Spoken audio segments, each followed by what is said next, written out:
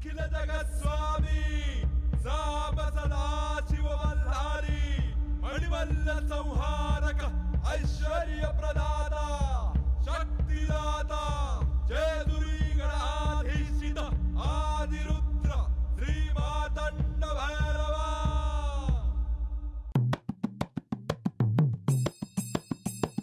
जय देव जय देव जय देव जय देव जय देव जय शिव मातंडा।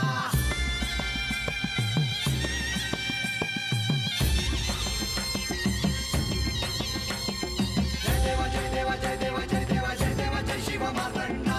हरिवर्धन मल्हारी तुझी प्रचंडा। अगडदुम नगारा सोन्याची जेजुरी देव गेले जेजुरा निळा घोडा। अगडदुम नगारा सोन्याची जेजुरी देव गेले जेजुरा निळा घोडा। पावमे तोडा कमरी कर पटा मिहिर मस्तकी तुरा। खोबऱ्याचा कुटका भंडाऱ्याचा भडका बोल हंकारा सदानंदाचा येळकोट सदानंदाचा येळकोट। जय देव जय देव जय देव जय देव जय देव जय शिव मातंडा। जय देव जय देव जय देव जय देव जय देव जय शिव मातंडा। हरिवर्धन मल्हारी तुझी प्रचंडा। जय देव जय देव जय देव जय देव जय देव जय शिव मातंडा। हरिवर्धन मल्हारी तुझी प्रचंडा।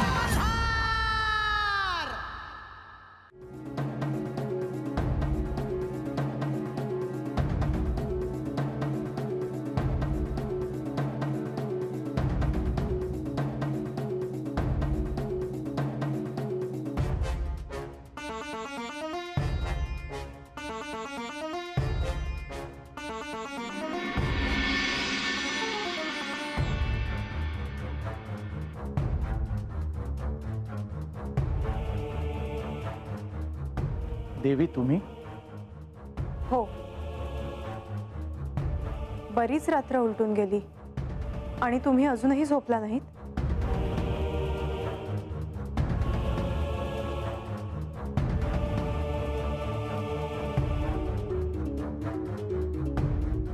कोणता एवढा गंभीर विचार करता आहात?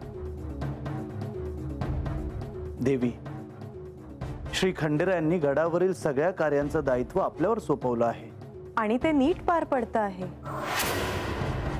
का? तुम्हाला नाही वाटत असं? श्री म्हाळसा देवी देवघरात आहेत. देवघराचा दरवाजा कोणीही उघडू नये अशी आज्ञा त्यांनी माधवीला दिली आहे.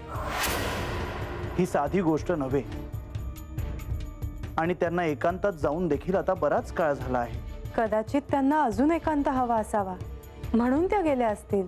शक्य आहे, परंतु सध्या त्यांच्या मनात काय चाललं आहे हे सांगता येणं कठीण आहे. कारण जर श्री खंडेराय म्हणतात त्याप्रमाणे त्यांना हे सगळं आधीपासूनच ठाऊक असेल तर मात्र त्यांनी असं एकांतात जाण्याचं प्रयोजन काय असेल? जोपर्यंत त्या बाहेर येत नाहीत तोपर्यंत आपण हे कसं सांगणार?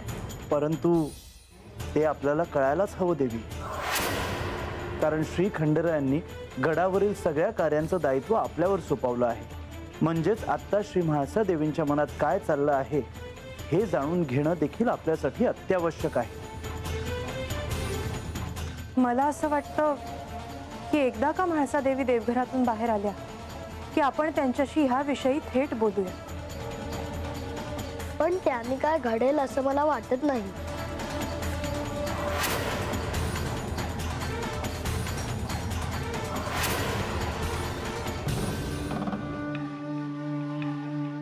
अजून कसं काय नाही आलं देव?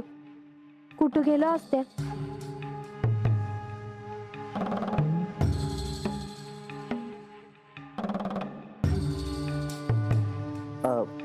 बानाई हे कुठं ठेवजी? तत ठेवा चालेल.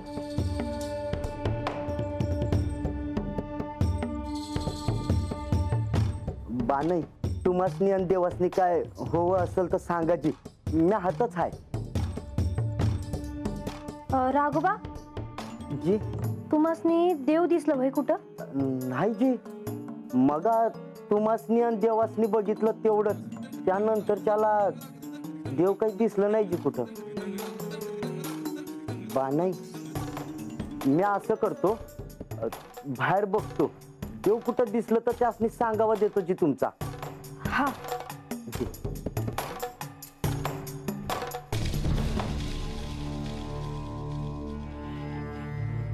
राघोबासनी तसं सांगितलं तर हाय म्या, तर मला तर वाटतंय का म्या बी बाहेर जावं आणि त्यासनी हुडकावं. बघू पर असताल कुठं देव.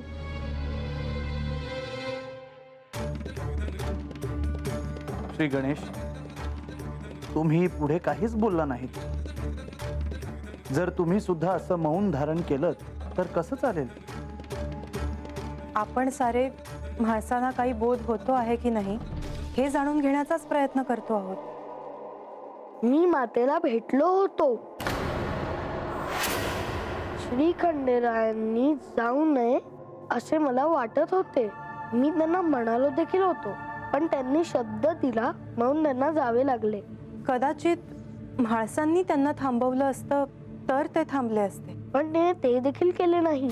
आणि ह्याचंच आश्चर्य सगळ्यांना वाटतंय. मातेने काहीच सांगितले नाही.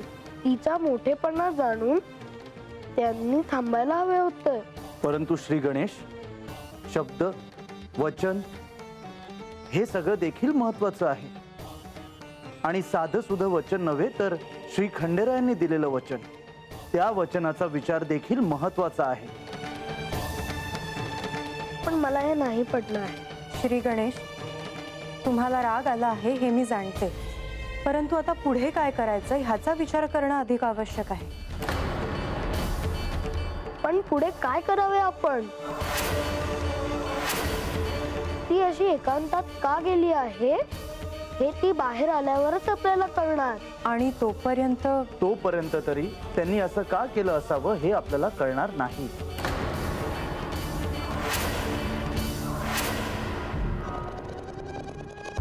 अरे ह्यो हत्त काय करतोय. ए गणोबा. अरे राघोबा, तू आहेस बाई. ये बस. हा, अरे बस जरा बस. अरे बस बाई, दम खा. अरे बघ कसं आता शांत शांत वाटतंय. असं वाटतंय की हात कुठे जाऊच नाही. अरे आपण हात कशा पायी आलोय. हा, आणि बसलाय निवांत पायावर पाय ठेवून. म्हणजे तुला काय म्हणायचंय. हे मला नका शिकवसा, माझं काही काम आहे ते. मला चांगलंच ठाव आहे ते. अरे ठाव आहे म्हण. अरे आता आपण कशा पायी आलोय. हा, देवांची आणि बाणाईची सेवा कराय ना. होय की, म्या कुठं नाही म्हणले. अरे मग ते सोडून तू हात काय करत बसलाय. अरे ये राघोबा, असं वरडाय काय झालंय. अरे वरडतो कशा पायी म्हण. अरे तसा देव कुठं बी दिसना आणि बाणाई काळजी मंदी आहे ती. देव नाही ती म्हणजे कुठं गेलं देव. म्या त्यातनी हुडकतो. ते जेजुरीला तर गेले नसतील. आता कुठं चाललाय. तत मी बघून आलोय. नाही ती देव तत नाही ती. मग अरे म्या हात होतो तेव्हा कुठं दिसलं नाही मला देव. हा असू देत, तू चल माझ्या संगत. आपण बघू देव कुठं आहे तिथे. होय होय, चल चल चल चल.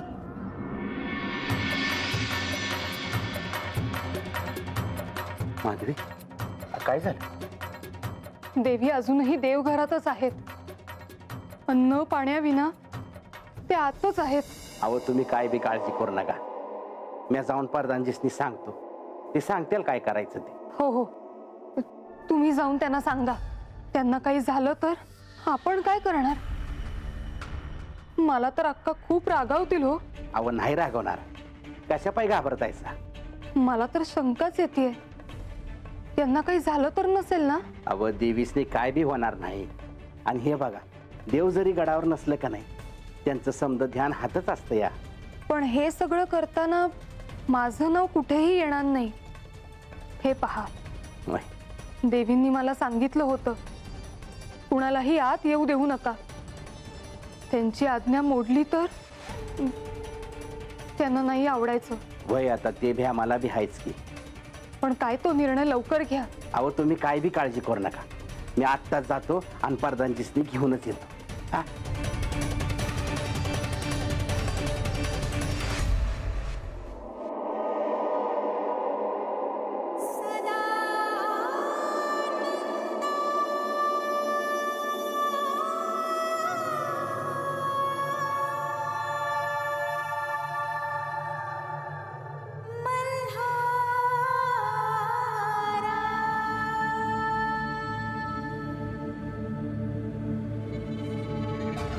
प्रधानजी, देवीने ह्यासनी हात थांबायला सांगितलं होतं बघा. हो, आणि कुणालाही आत येऊ द्यायचं नाही असं. किती वेळ झाला असेल? अहो दिस उलटून गेला, रात उलटून गेली, लय वेळ झाला बघा. आणि आतमध्ये पाणी नाही, खायला नाही. देवी उपाशी आहेत. आता काय करायचं कळना झालंय बघा. परंतु जर त्यांनीच आदेश दिला असेल तर आपण तरी द्वार कसं उघडणार? अशा वेळी त्यांच्या आदेशाचं पालन आपण केलंच पाहिजे असं काही नाही. पण मातेला क्रोध आला तर? परंतु आहे त्या परिस्थितीला आपल्याला सामोरं जावं लागेल. कारण जर उद्या श्री खंडेरायांनी आपल्याला विचारलं की तात्काळ निर्णय का नाही घेतला, तर आपण काय उत्तर देणार आहोत? प्रधानजी, आता तुम्ही जे सांगशाल ते आम्ही ऐकू. आम्ही तिघं आत जातो आणि काय चालले आहे ते पाहतो. श्री म्हाळसा देवींना जर क्रोध आला तर त्याला आम्हीच सामोरे जाऊ. तुम्ही दोघं इथेच थांबा, आत येऊ नका. आता तुम्ही सांगशाल तसं.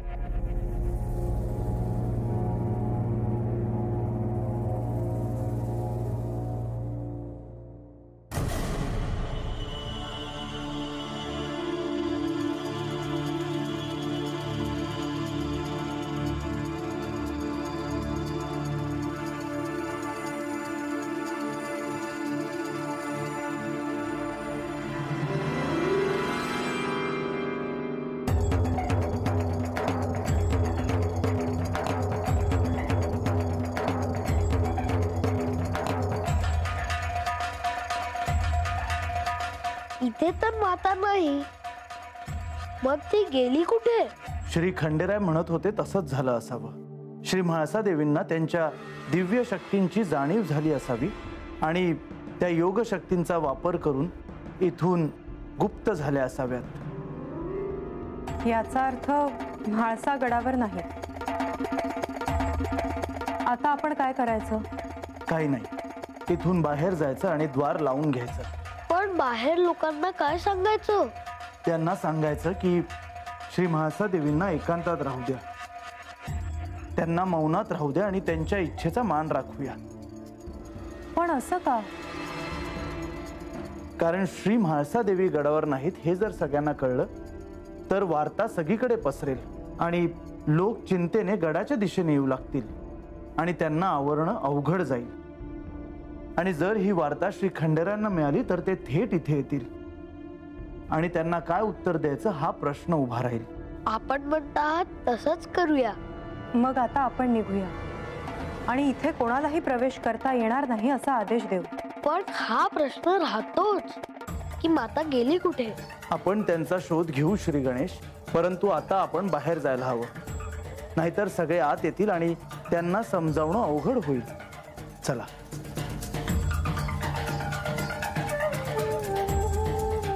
बराच वेळ झालाय, अजून कोणी बाहेर कसं आलं नाही? अहो येते आल, तुम्ही वाईस धीर धरा. श्री म्हाळसा देवींनी मला जाताना सांगितलं होतं की कोणालाही आत येऊ द्यायचं नाही असं. आता त्या बाहेर आला की मला शासन करतील. अहो आतमध्ये लक्ष्मी देवी आहे ती, प्रधानजी आहे ती, समजा नीट होईल बघा. तसं झालं तर बरंच होईल.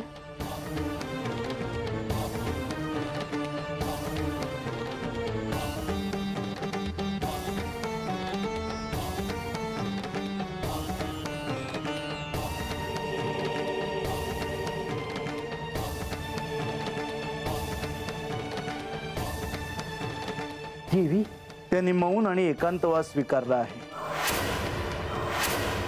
त्यांना त्यांच्या इच्छेप्रमाणे आपण एकटंच राहू द्यावं. मला मात्र श्री खंडेरायांना भेटणं आवश्यक आहे. हे द्वार कोणीही उघडू नये आणि आत पाहू नये. वैजी, हवं तर मी इथे थांबते. याची आवश्यकता नाही. त्यांना शांतता मिळेल असं आपण पाहूया.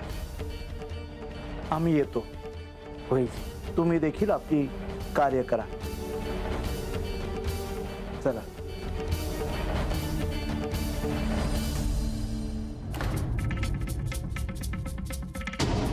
नारायण नारायण,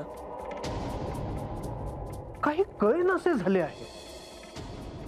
या आश्रमात माझी एका वृद्ध स्त्रीशी भेट होईल असे श्री म्हाळसा देवींनी मला सांगितले आहे. परंतु इथे तसे कोणीच दिसत नाही.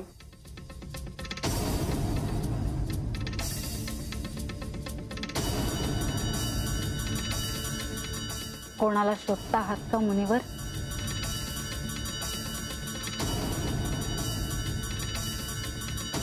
कदाचित आपल्यालाच. मला? हो, कारण या आश्रमात आपणच एकमेव वृद्ध स्त्री दिसत आहात. म्हणजे तुम्ही कोणा वृद्ध स्त्रीला शोधता आहात तर? हो. आणि असे का? नारायण नारायण, मला असे वाटलं की हे आपल्याला माहित असेल, कारण या आश्रमातली एक वृद्ध स्त्री मला एक कार्य सांगेल असे श्री म्हाळसा देवींनी मला सांगितले आहे. म्हाळसा देवी म्हणजे श्री खंडेरायांच्या पत्नीच ना? हो, आणि आता माझी खात्री पटली आहे की आपणच मला ते यथोचित कार्य सांगणार आहात. मला तर त्याबद्दल काहीच कल्पना नाही, पण त्यांनी तुम्हाला असे का सांगितले हे काही माझ्या ध्यानात येत नाही. असे कसे होईल? नाहीतर त्या मला असं काही सांगणार नाही.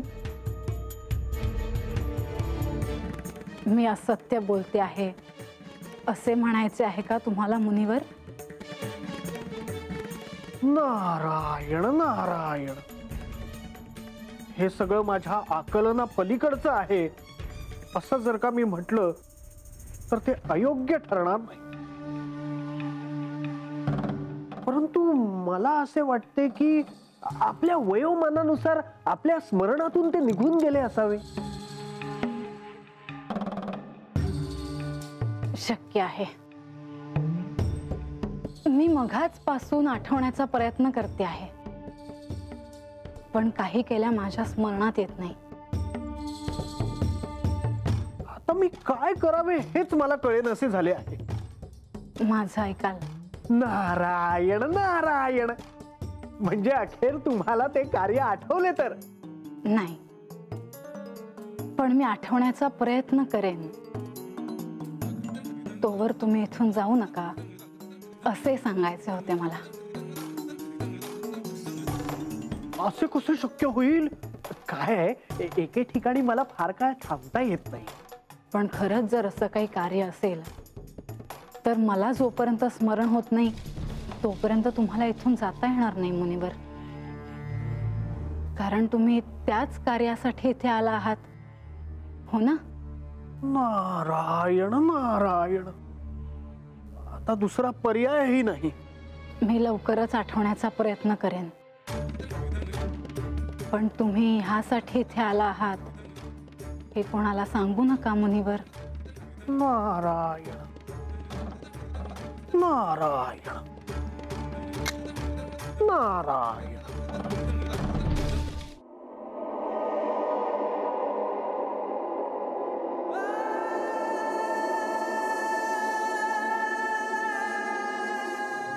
देवा, ते स्नुदेवच आहे ते नव?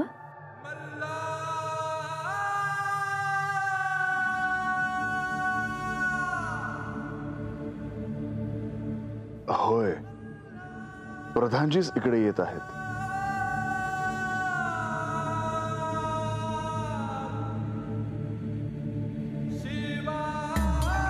प्रधानजी, शुभम भवतु. तुम्ही हात याल असं ठाव नव्हतं बघा. असं काही होईल याची मला देखील कल्पना नव्हती, परंतु वेळच अशी आली की यावं लागलं. म्हणजे मी नाही समजले. माधवा, ज्या अर्थी तुम्ही इथे आहात त्या अर्थी निश्चितच काहीतरी महत्वाचे कार्य असेल. होय देवा.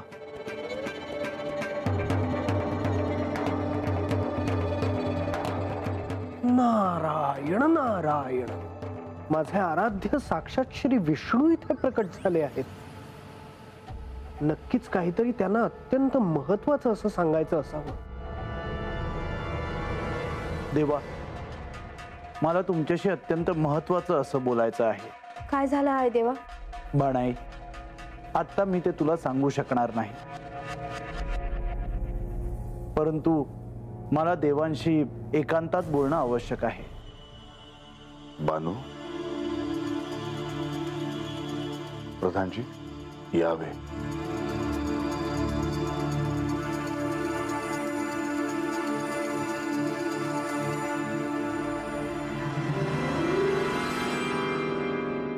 माधवा, असं काय झालंय की ज्यासाठी तुम्हाला इतकं दूर यावं लागलं? देवा, श्री म्हाळसा देवी गडावर नाहीत.